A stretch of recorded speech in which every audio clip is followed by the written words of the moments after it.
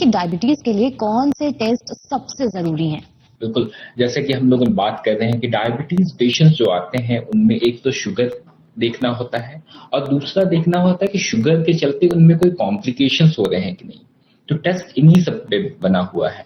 सबसे जो जरूरी जांच है वो है फास्टिंग ब्लड शुगर।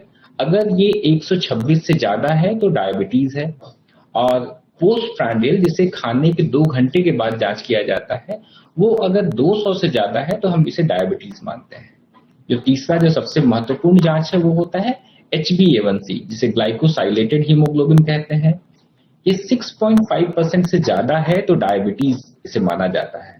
लेकिन जिन पेशेंट्स को ऑलरेडी डायबिटीज ऑलरेडी है, उनमें HbA1c को 7% से कम रखना है, तो इससे अच्छा कंट्रोल माना जाता है।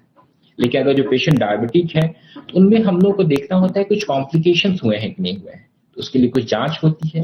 किडनी के पेशेंट्स, किडनी की स्क्रीनिंग सबसे जरूरी होती है। जैसे ही पेशेंट्स को डायबिटीज डायग्नोज होता है, खासकर टाइप 2 डायबिटीज, तो तुरंत आपको यूरिन ACR करवाना होता है, यूरिन एल्ब्यूमिन क्रिएटिनिन रेशियो। इससे पता चलता है कि पेशाब के रास्ते कितना ज्यादा प्रोटीन लीक कर रहा है। ये क्रिएटिनिन के खराब होने से बहुत पहले ही आपको बता देता है कि इस पेशेंट्स को अभी इलाज की जरूरत है ताकि किडनी को बचाया जा सके। इसके अलावा साल में एक बार अपनी आंखों की जांच करवानी है ताकि रेटिना पे डायबिटीज का असर को देखा जा सके।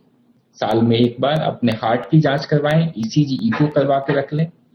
और जैसे कि मैंने पहले बताया है कि डायबिटीज एक मेटाबॉलिक प्रॉब्लम है, तो आप अपना कोलेस्ट्रॉल की जांच करवा सकते हो। तो इन चीजों पे ध्यान रखना है। तो अगर ये चीजें अगर आप कंट्रोल कर लोगे तो आप नॉर्मल जिंदगी, खुशहाल जिंदगी जी सकते हो।